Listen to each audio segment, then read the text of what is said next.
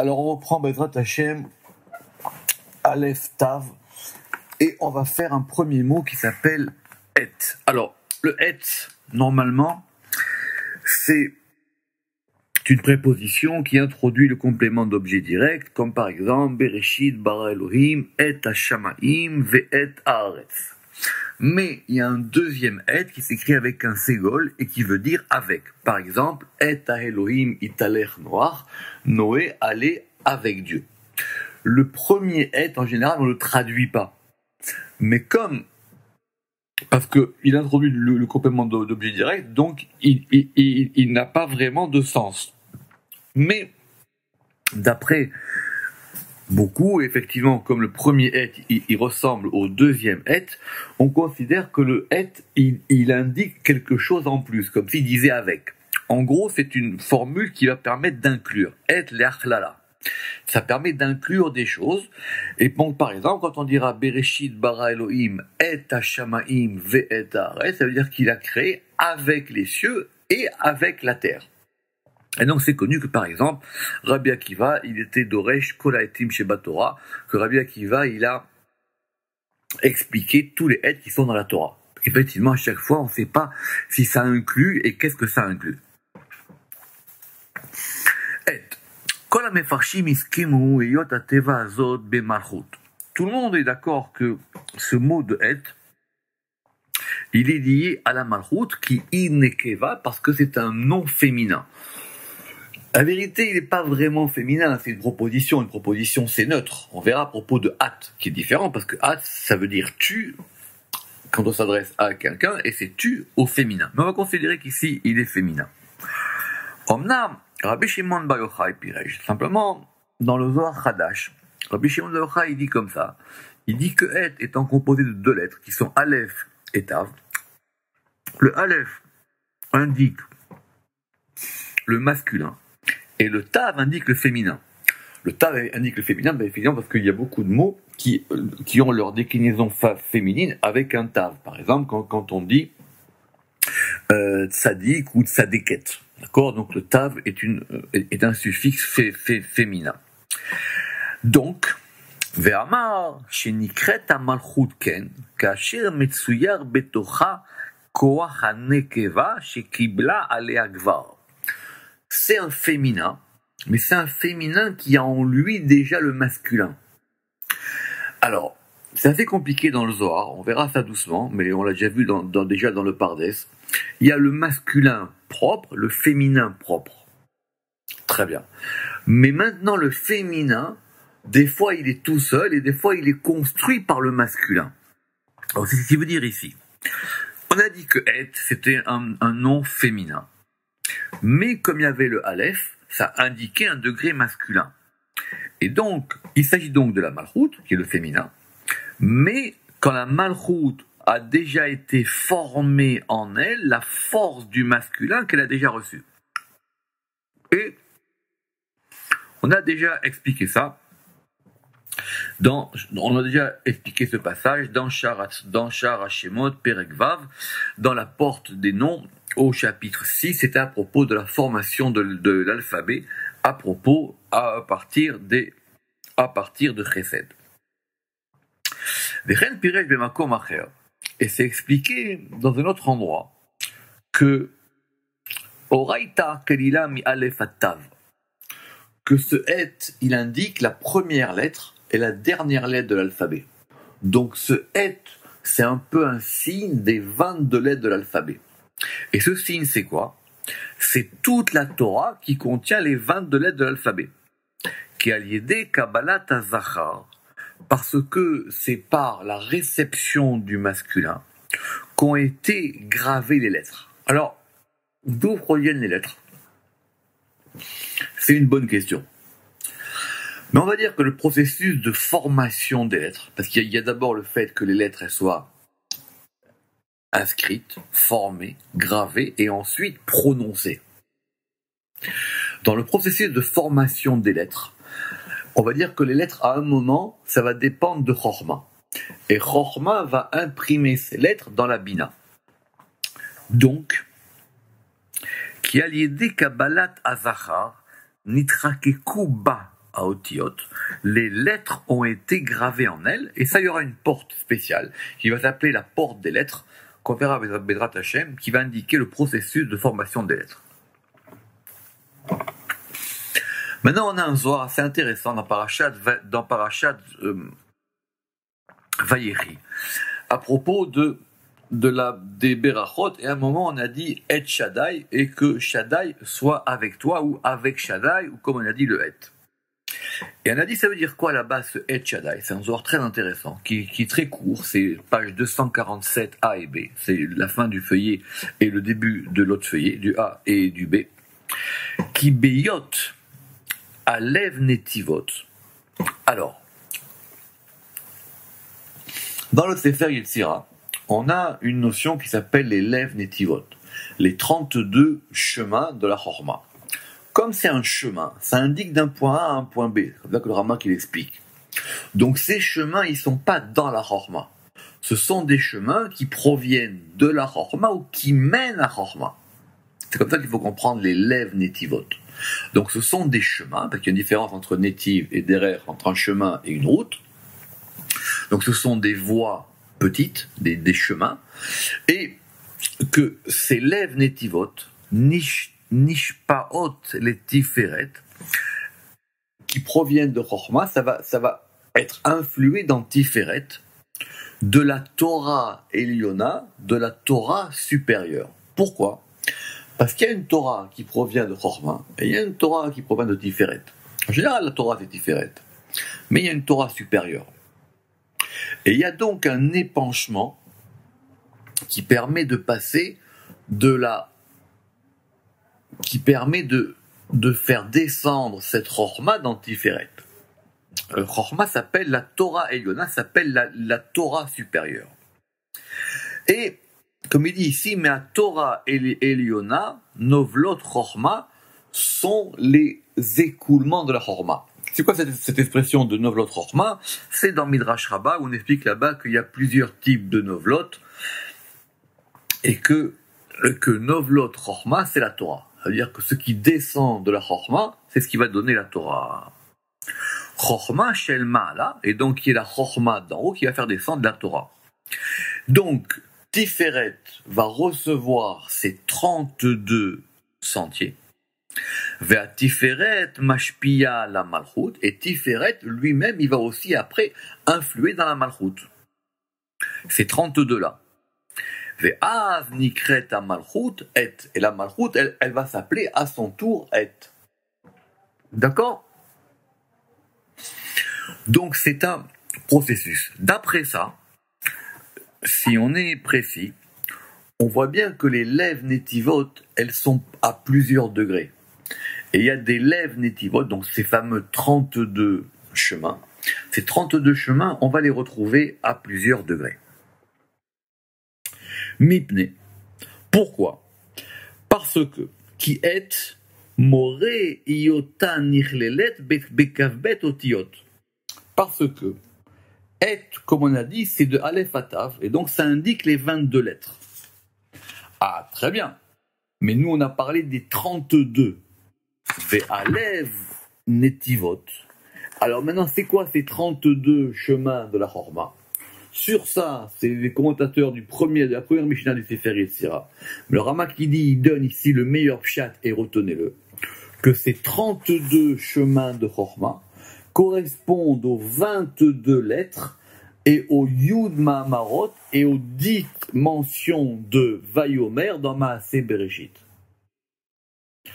Alors, je sais que tout le monde ne dit pas ça. Il y a des gens qui disent que les 32, c'est les 22 lettres et les 10 sphirotes, etc., véchoulé. C'est un peu compliqué.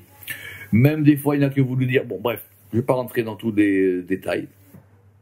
Mais, en gros, les 32 netivot chochma par lesquels Dieu a créé le monde, ce sont les 22 lettres, plus les 10 Vayomer, c'est-à-dire les 10 fois où il y a marqué Vayomer dans Maaseh Bereshit. Et donc, en gros, ça descend. Et quand ça arrive dans la Malchut, ça va former les 22 lettres. Et c'est pour ça qu'elle va s'appeler Et. Venimsa le fizé, qui est ou ba malchut, ou moré al klalut alev, et il indique la totalité de ce degré-là de 32, aliédé à Tiferet, c'est-à-dire par Tiferet, et donc c'est ça, l'union du Aleph masculin avec le Tav féminin. Donc cette union du Aleph masculin avec le Tav féminin qui va former le Het, ça s'appelle que la Malchut, elle a reçu maintenant ces lèvres-là depuis la Chorma. Mais elle les a reçues aliédé à Chorma, elle les a reçues par la Chorma. À Meshapa'at, à Lev Netivot Batiferet, qui va influer les 32 sentiers dans Tiferet, comme nous venons de l'expliquer. Très bien. Donc voilà ce degré de Het. C'est pour ça qu'en général, on dit que Het c'est la Chorma. On dit que Het c'est Malchut. La preuve, c'est que le Zohar il va dire sur que quand il y a marqué Bereshit bara Elohim et Hashamaim, Et, ça indique que ça a été créé, qu'on a créé les cieux avec la Shrina. Ve'et haaretz, et là-bas on a ve'et, donc on a un vav, et le Zohar il dit que le vav il est masculin et que le et il est féminin. Mais le Ramak ici il dit que le et c'est un féminin avec un masculin. Ou batikunim, simplement dans les tikunim, on a fait une autre dracha, Piresh, qui a yesod nikraet. Que le het, il pouvait aussi s'appliquer à Yesod. Pourquoi? Parce qu'il y a quelques exemples dans la Torah où hot, quand on dit par exemple un si, ça s'écrit des fois de façon défective. Or, quand ça s'écrit de façon défective, on va l'écrire aussi à l'estav. À la place de mettre un vav, on met un problème. Ce qui dit ici, ou batikonim piresh, qui a Yesod nikra et, ou pirosho milachon hot. C'est-à-dire comme étant un signe, et le signe, on l'avait vu plus haut, on l'a vu plus haut dans les cours précédents à propos de Hot. Si vous voulez regarder, on avait déjà vu ça à propos de Hot, Hot, et on avait dit là-bas, Bekol Makom, Hot, il est dans Yesod, et c'est pour ça qu'on a parlé Hot, et après il y avait la différence entre le bon signe, le mauvais signe, le signe d'alliance, Hot Bérit, etc., etc. Maintenant, une fois qu'on a fait le Het, on va pouvoir faire le Hat. Alors, le Hat, lui, ça indique clairement le tu, mais le tu qui s'adresse au féminin. Nidbaer Bazoar, Beparashat Lech Lecha, que ce mot, il est dans Malchut. Pourquoi? Parce qu'Abraham, il va s'adresser à sa femme, à Sarah. Et il dit, Inena yadati ki isha yefat mareat. Voici, maintenant je sais que tu es une femme qui est belle d'aspect, at toi. Qui ine isha yefat mareat. Parce que ce mot-là, parce que ce mot-là, il s'adresse à la Malchut. Donc quand Abraham il parle à Sarah, Sarah, selon certains aspects, elle est Malchut, et donc il lui a dit At. Donc At, c'est la Malchut. Imeyot shenikret Ata. Bien qu'on verra maintenant la différence qu'il va y avoir entre At et Ata. Et la différence qu'il y a entre At et Ata, c'est notre fameux sujet qu'on a vu dans le Zohar. C'est comme la différence qu'il y a entre le masculin et le féminin de façon générale. Vous vous rappelez, entre Leil et Laïla, entre Nahar et Nehara, comme on l'a expliqué dans la porte de l'émanation au chapitre 2. Ça, il faut le refaire. Alors maintenant, on va faire un gros morceau. On va faire ce degré de Hata. Pourquoi est-ce que c'est important? Parce qu'en hébreu, même les je, tu, il, elle, on va les retrouver appliqués à Dieu. Quand on fait n'importe quelle prière, on dit Baruch Ata Hashem. On dit béni sois-tu Hashem. Donc, on va adresser ce mot de Ata à Dieu lui-même. C'est pas simplement que c'est comme si je dis, quand je vais dire tu à mon ami, alors je vais employer le même tu. Alors on va essayer maintenant d'analyser un peu ce degré de Hata. C'est un gros morceau, accrochez-vous. בספר האורה פירש כי התפארת נקרא אתה. והביא ראיה, אתה נורא אתה. Alors, pour pouvoir y retrouver, c'est très simple. Il faut qu'on examine les versets. Et on va voir dans les versets où est-ce qu'on a employé le mot ata. D'accord? Alors, c'est vrai que dans les psaumes, il y a marqué ata, nora ata. Tu es Nora. Vous vous rappelez que Nora, on avait dit que c'était quoi Nora? Nora, c'était redoutable. D'accord? Nora, c'était redoutable. C'est pas terrifiant, mais c'est plutôt quelqu'un qui a de grands pouvoirs. Et on avait dit que Nora, c'était Tiferet. Alors, si le roi David, il a dit Ata, Nora, Ata, en parlant de Dieu, il a dit toi, tu es redoutable. Donc, machma que c'est Tiferet. C'est ça qu'il veut dire ici. Venora, Vadaï Batiferet, et c'est sûr que Nora, il est appliqué à Tiferet, Kacher Yidber Be'erko, comme on verra quand on arrivera à l'article Nora. Ve'atam shenikra Ata. Alors prenons maintenant première hypothèse que Ata c'est Tiferet. Ve'atam shenikra Ata. Mitne shehu sod ka va'emsaï. Parce que ça correspond. Alors maintenant pourquoi est-ce que Tiferet s'appellerait Ata? Parce que Tiferet, il désigne l'axe central. Mais ça, Tiferet, chez Mimeno mitpashtot kola anafim.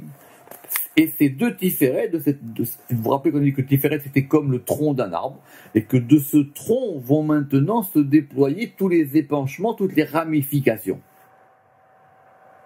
Kola anafim ve'apeirot ve'amerkavot besod beriatam.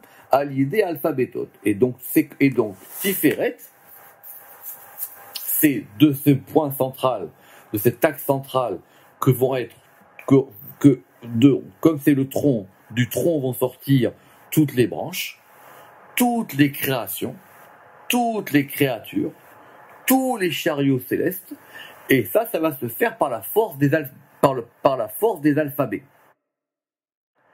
Pourquoi? Qui a lié à alphabétot nivraou kulam besod sefer Yetzira, parce qu'effectivement que tout a été créé par des lettres. Donc c'est Tiferet qui est l'axe central. C'est ce Tiferet là, c'est l'axe central. Comme de lui va sortir maintenant tous ces degrés là. Alors on va l'appeler Ata, parce que dans Ata on a l'alphabet de Aleph Atav. Velachen ba Aleph ve Atav veshem ze. Très bien. Ah, mais alors, et le He, d'où il sort ce He?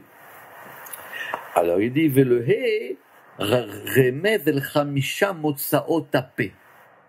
Le He, il correspond aux 5 lieux d'émission de la parole. Ça, c'est dans le Sefer Yetzira. Vous savez très bien que c'est dans même de la grammaire classique, que les lettres de l'alphabet, elles vont passer par la bouche. Et pour pouvoir prononcer une lettre, on va distinguer entre 5 types de lettres. Les gutturales, les labiales, les dentales, les palatales et les linguales, si je me rappelle bien. D'accord? Par exemple, Aleph, et Chet, Aïn, ce sont les gutturales. Donc ce « et » là, il indique les 5 lieux de prononciation des lettres. La preuve, c'est que ceux qui font les kavanot, quand dans la Hamida on fait Hashem Sefatay Tiftach Filagit Telatecha, quand on dit Dieu ouvre mes lèvres et ma bouche dira tes louanges, il faut penser à ça. Il faut penser au Chamisha Motsaot Ape, il faut penser aux 5 lieux d'émission des lettres. D'accord? Donc, Ata, c'est quoi? C'est l'alphabet entier, Ata, At, plus l'émission des lettres qui va former toute la création. Et voilà en gros quelle était l'opinion qui est indiquée dans le Sefer Haora, et il dit de façon rapide.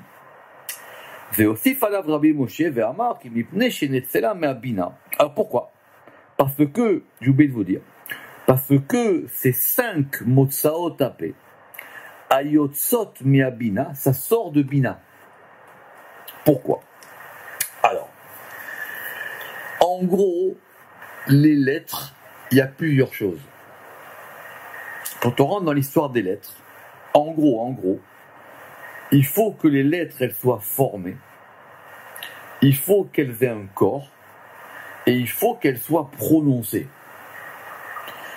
Donc le degré maintenant d'émanation de ces lettres, quand on va les prononcer, ça c'est la bina. Pourquoi ? Parce que la bina, elle va découper entre les lettres.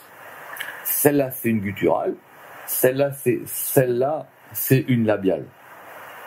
Donc c'est la bina qui va distinguer, d'ailleurs c'est ça son rôle, c'est la bina qui distingue ça. Donc ce ata, il serait quoi ? Ce ata, il serait donc tiferet avec bina. Très bien. Ve'osif alav Rabbi Moshe ve'amar ki mipnei shenetzela mi'abina. Alors, et Rabbi Moshe, il a rajouté que puisqu'effectivement ça a été formé à partir de la bina, c'est pour ça qu'on a dit me'olam ata. D'accord, c'est marqué dans les psaumes. Quand on dit me'olam ata, ça veut dire depuis toujours, mais c'est pas depuis toujours, c'est depuis le monde tu es. Olam, c'est bina. Me'olam ata, donc ça veut dire que ata, il provient de olam. Me'olam, ça indique la provenance. Me'olam ata, tu proviens de ce degré de bina. Vechen iskim Rabbi Shimon bar Yochai bat alav b'shem batikonim. Et le Zohar, il est d'accord avec ça. Et il dit que donc ata, c'est dans Tiferet. Aval. Donc en général, ce degré de ata, il est dans Tiferet. Ce qui est d'ailleurs logique. Parce que quand on fait une beracha, quand on dit Baruch ata Hashem, Baruch, on veut qu'il y ait un influx. Et cet influx, je le dirige vers ata, vers toi, qui est Tiferet, qui est Yudke Vavke. Baruch ata Hashem. Première kavana dans les berachot, Baruch, c'est évidemment plus haut. Baruch, on fait descendre une bénédiction, ata, et on la met au degré de Hashem. Aval. Massinu le Rabbi Shimon bar Yochai alav b'shem bepikudin bepikuda levracha. Simplement, dans les pikudin, dans l'examen des commandements de la Torah, à propos justement de la bénédiction, parce que c'est là-bas qu'on va avoir un problème. Quand il y a marqué Baruch Ata, on veut comprendre ça veut dire quoi. Comment on dit à Dieu Ata. Il dit le Zohar là-bas, il dit Eferze. Le Zohar il dit l'inverse. Veze les shono. Et voilà ce que le Zohar il dit là-bas. Ata. Shiruta l'hidgalia lebar. Ata, c'est le commencement de la chose qui se dévoile à l'extérieur. Pourquoi ? Parce que quand on dit ata, on désigne une chose. On dit tu. Quand on dit ou, c'est que la chose elle est cachée. Quand on dit il, on ne sait pas qui c'est il. Il m'a dit. Il était là-bas. Il. Mais quand on dit tu, toi, je te désigne. Je sais qui tu es. Donc maintenant la chose elle est dévoilée. Et c'est le commencement du dévoilement de la chose à l'extérieur. Ou begin car il crée ata. C'est pour ça que maintenant ce degré-là il s'appelle ata. Ou maniou. Et c'est quoi ce degré de ata? Yehuda Razadeimina, c'est le mystère de la droite. Et ça c'est quoi?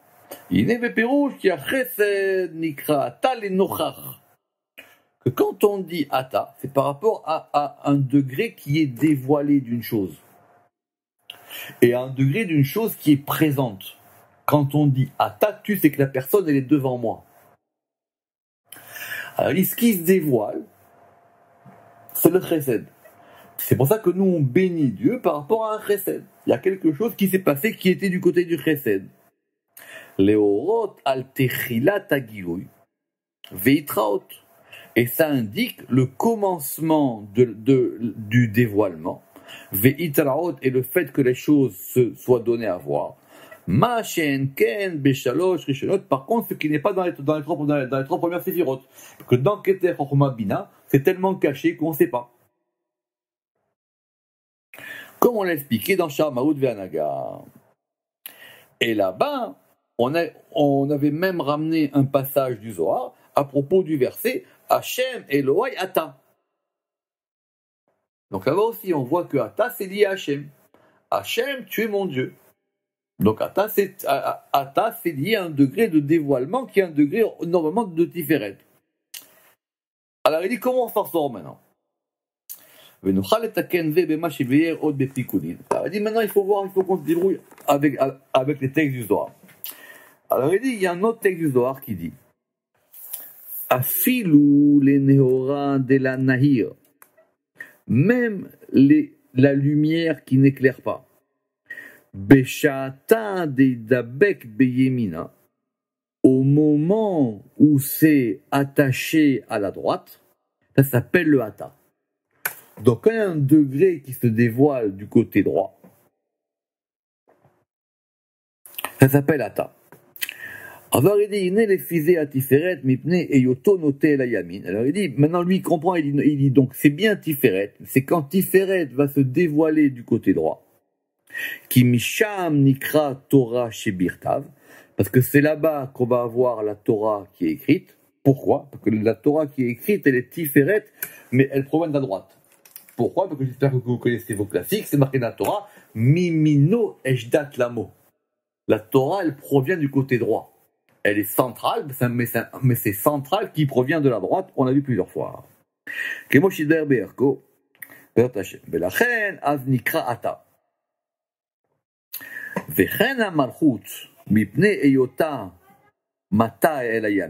même, la malchut aussi, quand elle va se pencher du côté droit, elle s'appelle Ata. C'est quoi la malchut qui est penchée du côté droit? Ah, aujourd'hui, on va faire des choses intéressantes. Ça s'appelle le Kof Shel Beracha. Alors, le Kof Shel Beracha, c'est quoi? C'est la chose la plus importante quand on mange. Maintenant, malheureusement, les gens, ils le font plus, et c'est très dommage, et il faut leur tirer les bretelles. Dès qu'on mange à plus que 3 personnes, on fait normalement le Birkat, et on fait le Zimoun. Mais, le Zimoun, c'est quoi? C'est-à-dire qu'on va inviter la Shrina. On invite la Shrina pour la beracha du repas qu'on a mangé. Et comme on a mangé, c'est une beracha, donc il faut maintenant qu'on fasse ce qu'on appelle le zimoun. C'est ça, le zimoun, c'est une invitation. Or, pour clôturer ce Birkat Amazon, il faut que, et ça c'est une halakha mefureshet, c'est clair ça, dès qu'on mange à 3, il faut, et qu'on fait zimoun, il n'y a pas de zimoun sans kof shel beracha. Shabbat, en tout cas, sûr que oui. Shabbat, Yom Tov, Rosh Chodesh, sûr que oui.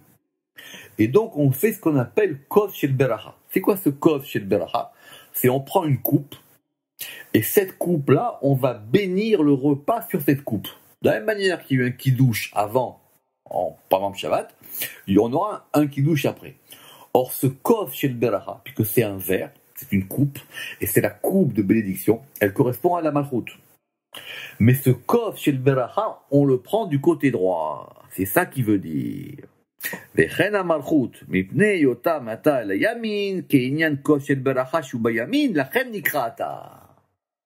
pour ça qu'on va dire ata. Mais on n'a pas terminé. Ou besaba des mishpatim. Maintenant, dans le Sabbat des Mishpatim, qui est le fameux texte des Gilgulim dans le Zohar là-bas, Piresh Yivka, le Zohar il a dit encore quelque chose de différent. Qui Ikar Ata ou à Malchut.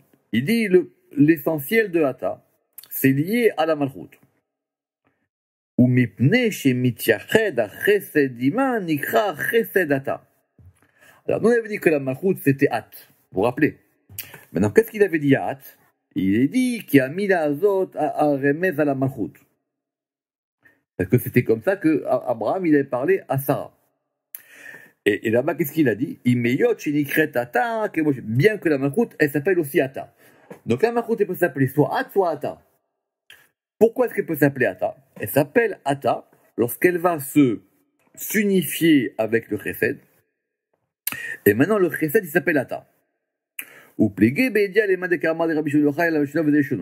maintenant, le Zohar, il va se poser des questions en lui-même. On va avoir une discussion dans le Zohar.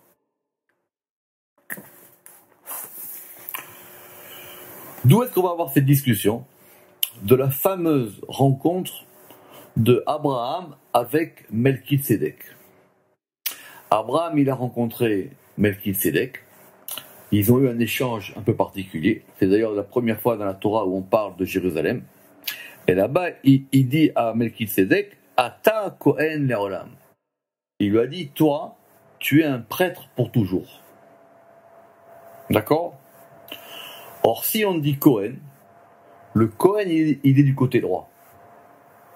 Alors, quand on dit Ata Kohen, ça veut dire ici qu'on désigne le côté droit. Acha. Itkacher kof shel beracha biyimina belo piruda klal. Et donc, c'est là, ça indique la tâche de la coupe de bénédiction à la droite. Ça veut dire que ce degré de Ata, qui est la malchoute, on l'a attaché à droite. Donc, ça veut dire que quand Abraham il a dit Ata Kohen Leolam, ça veut dire que ce degré de la malchoute, il est attaché maintenant à la Keuna. Ou Berinkar Ata Kohen Leolam. Et donc c'est pour ça que c'est attaché à droite comme il se doit. Pourquoi? Parce que dans ce fameux kof chez le beracha, ce fameux verre de la bénédiction, il faut, la halakha est très claire là-dessus, ça fait partie des 10 choses qu'on a dit sur le repas. Ce verre-là, même si vous êtes gaucher ou peu importe, il faut le prendre du côté droit. Normalement on le prend des deux mains et après on le met du côté droit. Ça veut dire qu'on va faire passer la malchoute à droite. Parce que comme la malchoute maintenant on la bénit, donc on l'enlève du côté gauche. D'accord? Ça, ce sont des grands unanimes dans les kavanot.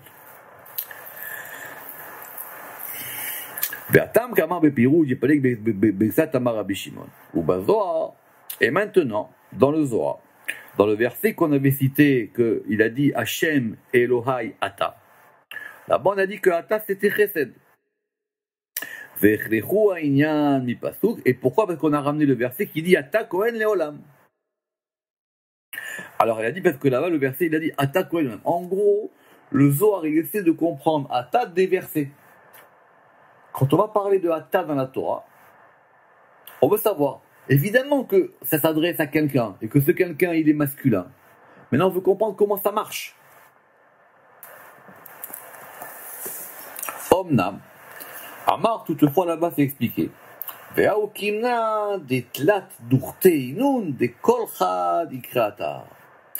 le Zohar, il dit là-bas, quoi? Il dit, on a quand même établi qu'il y a 3 endroits qui s'appellent Ata. Ve'akavana, qui a Tiferet Nikra Ata. Et donc, on comprend ici que Ata, c'est Tiferet. Vechen Amalchut Nikra Ata. Et de même, la Malchut, elle s'appelle Ata. Et c'est comme ça que Vechen Piresh Bazoar Parashat Vayetse. Parce que c'est expliqué là-bas comme ça dans le Zohar dans Parashat Vayetse. Parce que ça, Ata, ça désigne les choses dévoilées. Ça désigne le monde dévoilé. Ou les Firar Nikra Ata. Effectivement, parce que c'est pour ça qu'il s'appelle Ata. Veyesh et Pirshu, Atam, At e. Comme on a dit. Ata, c'est encore mieux. At a, ça veut dire tu es le e. At, la malchoute, toi, au féminin, tu es le e. At e. Bon, c'est encore plus simple. At et toi au féminin, at, et tu es le et. Donc ça s'appelle, donc c'est lié à la malchoute. Alors il dit, Veli Nira.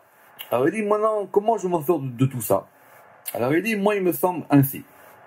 Kivan Nikret At. Puisque la malchoute elle s'appelle At. Et que le At c'est la Torah qu'on vient de voir. Le At c'est la Torah, les lettres de Aleph Atav. Comme on vient de l'expliquer plus haut dans l'article 4. Vechen beosifa tova al tovata. Et comme maintenant on va lui rajouter un bienfait sur son bienfait, c'est-à-dire qu'on va lui rajouter un et, que le et ça va radoucir la chose. Nikret ata. Elle s'appelle Ata par le mystère de ce qu'on a expliqué à propos de Nahar, Nahara, et Leil et Laïla. Je vous rappelle, c'est des cours qu'on a fait ensemble. Ça déjà, il faut les revoir. Zeakol. Et donc tout ça, c'est du côté droit. Qui misham techilat idgalut haotiyot, parce que c'est là-bas que vont commencer le dévoilement des lettres. Et donc c'est de là-bas que va s'appeler que Tiferet s'appelle Torah Shebirtav. Et dans Parashat Pikoudé dans le Zohar, il y a marqué là-bas Ata raza de aspeklaria de la nara. Il dit que Ata c'est le mystère du miroir qui n'éclaire pas. Aspeklaria de la Nehara, c'est quoi? C'est la malchoute. de Arzele Begava, parce qu'on voit en elle, Kol Inun Diuknin, toutes les images. Donc le Ata, c'est le degré dévoilé de la chose qui maintenant va devenir visible. Veyesh omrim shegam ha-chokhma nikra Ata. Et certains ont voulu expliquer que même Chokhma c'était Ata. Veyesh epirshu shabina nikret Ata. Et même certains ont dit que c'était la Bina qui s'appelait Ata. Et par exemple, à propos du verset, Ve'ata merivivot kodesh. Il est marqué là-bas, et toi, tu es venu des multitudes saintes. Or ça là-bas, ça désigne la Bina. Parce que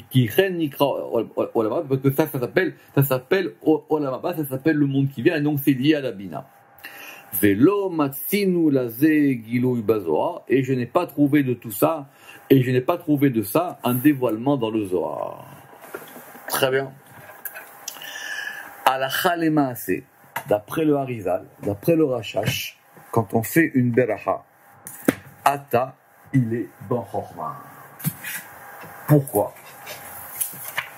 Alors, quand on fait une beracha, on dit Baruch Ata Hashem Eloheinu Melech Haolam. Ce qu'on appelle le matbea berachot, c'est-à-dire comment est-ce qu'on va sceller une bénédiction.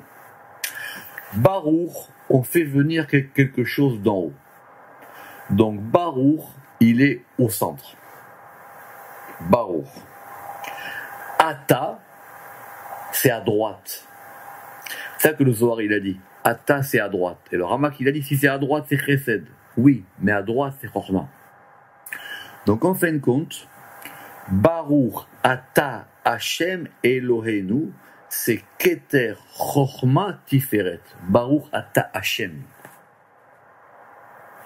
Baruch Ata Hashem, c'est un degré de Keter Chokhma Tiferet. Parce que ce degré de Ata, c'est ce qui va faire descendre la chose.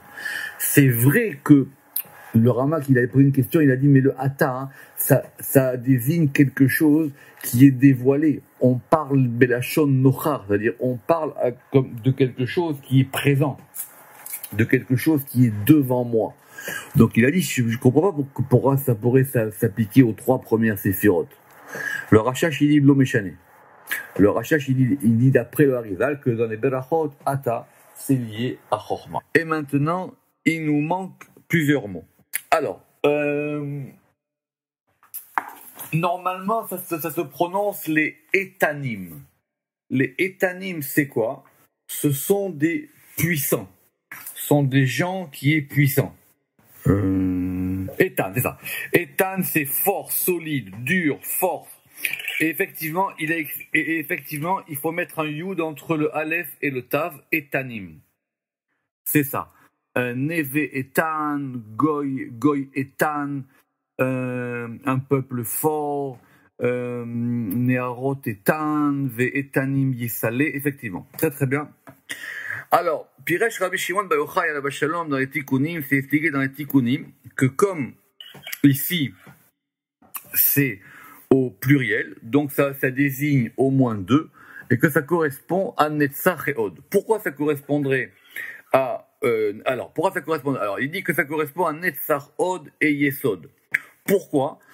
Parce qu'en fin de compte, on va renverser les lettres. Et c'est marqué dans la Tikkun Zohar que les Etanim, ce sont les Tanaïm. D'accord? On vous rappelle qu'on avait vu plus haut la différence qu'il y avait entre les Tanaïm et les Amoraïm. Ou Beïnyan, Tenaïm et Amoraïm. Et donc ça, on l'a déjà expliqué à Amoraïm. Et vous vous rappelez là-bas qu'on avait vu qu'il y avait une différence, les Tanaïm qui étaient en haut des Amoraïm. Veyod, Yesh, Eitan. Et il y a aussi Eitan au singulier. Et le Zohar, il a juste fait un jeu de mots en disant que Eitan, c'était la même chose que Tanya, c'est-à-dire on a enseigné. D'accord, donc c'est une dracha sur le mot de Eitan.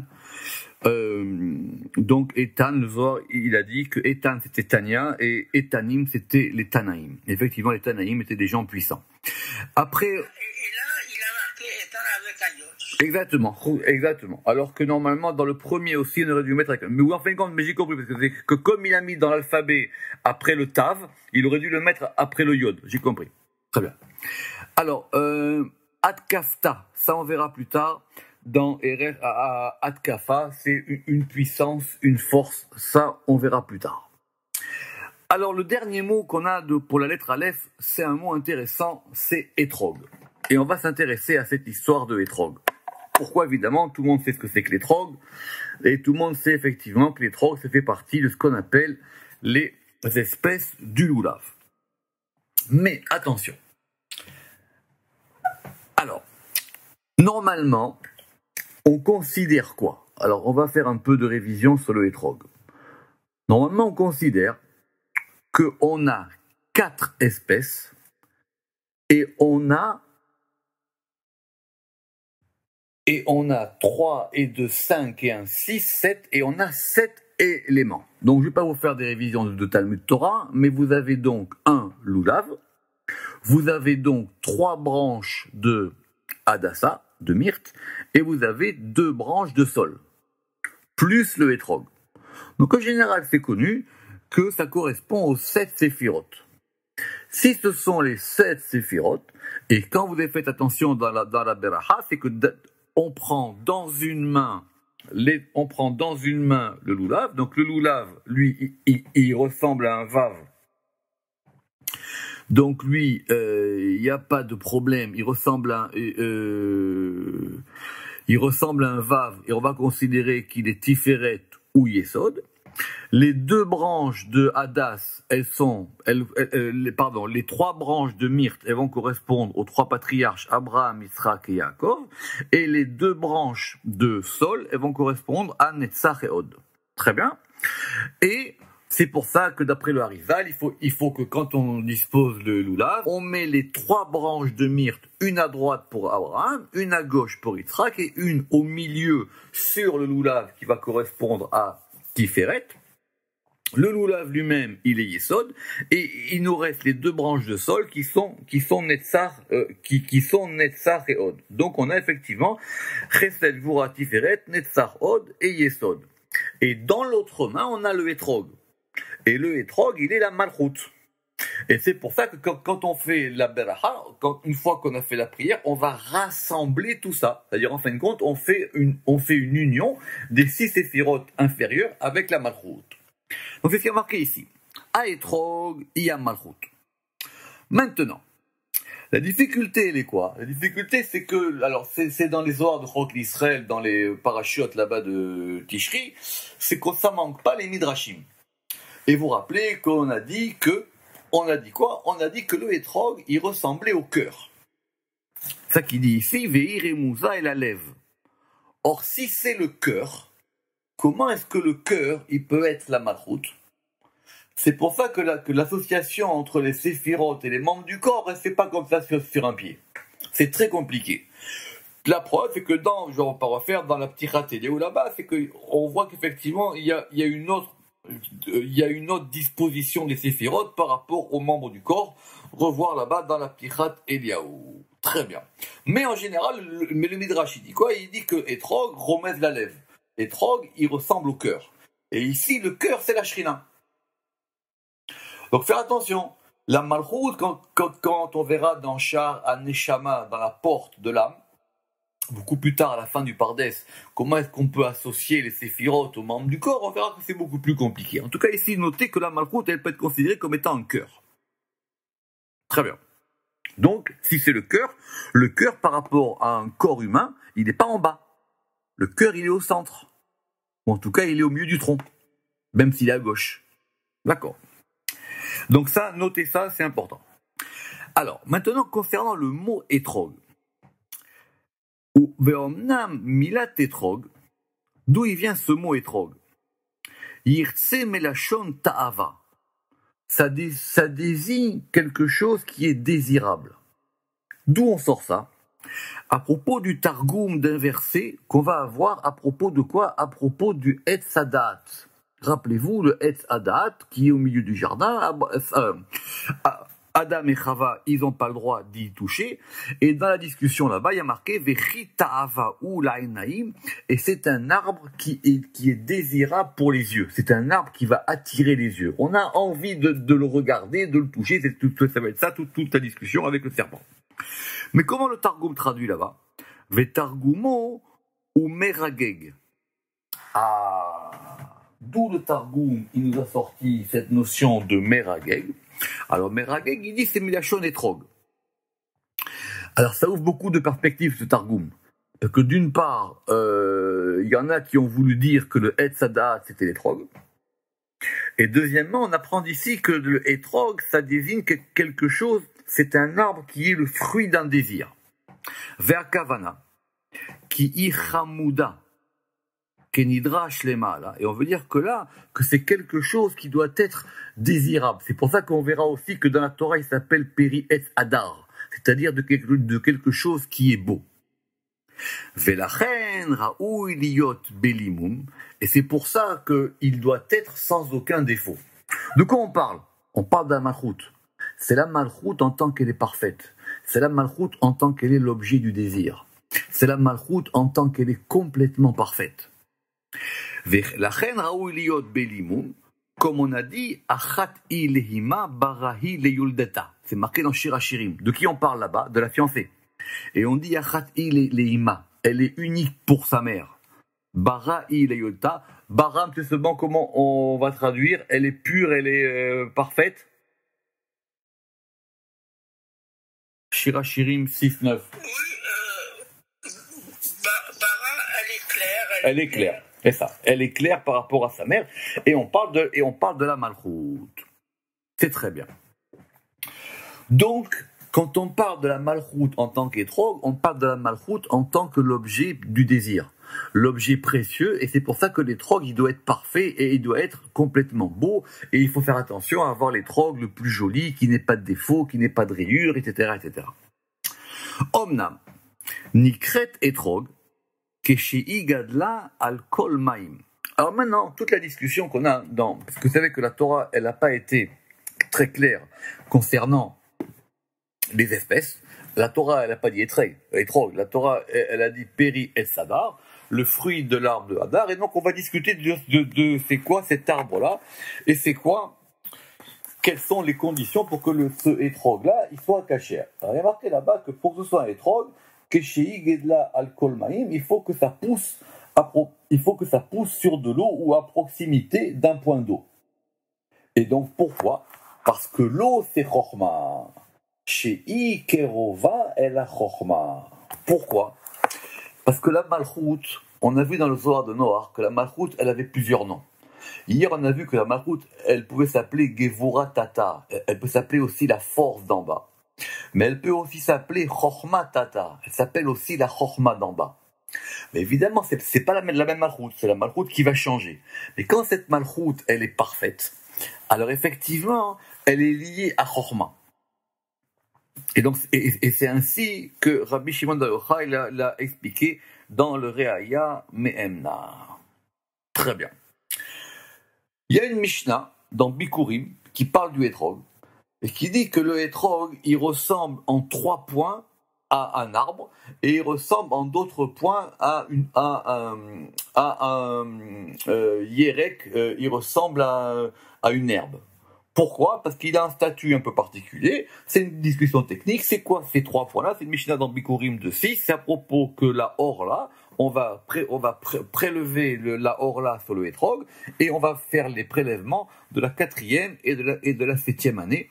C'est toute là-bas la Mishnah dans Bikurim. Uma sheshaninu. Hétrog shavé leilan begimel drachim. Quand on a dit là-bas que le hétrog, il ressemble à un arbre en 3 points, alors, il dit il faut lire cette Mishnah d'après le Sod. Ça veut dire quoi? Ki imekabelet mitlat citrin, parce que c'est la malchoute en tant qu'elle reçoit des 3 côtés, qui sont chesed, din verachamim, qui sont chesed, din et rachamim, kemo ailan tiferet, comme tiferet. En fin de compte, c'est la malchoute parfaite. C'est la malchoute qui reçoit de tiferet. Tiferet est composé de 3, et c'est la malchoute qui est parfaite, qui est l'objet du désir. Ce n'est plus la malchoute qui est la pauvre, comme on verra dans le Zohar de Noach. C'est la malchoute qui maintenant devient riche. Elle est riche, elle est parfaite, parce qu'elle s'est complètement constituée. Et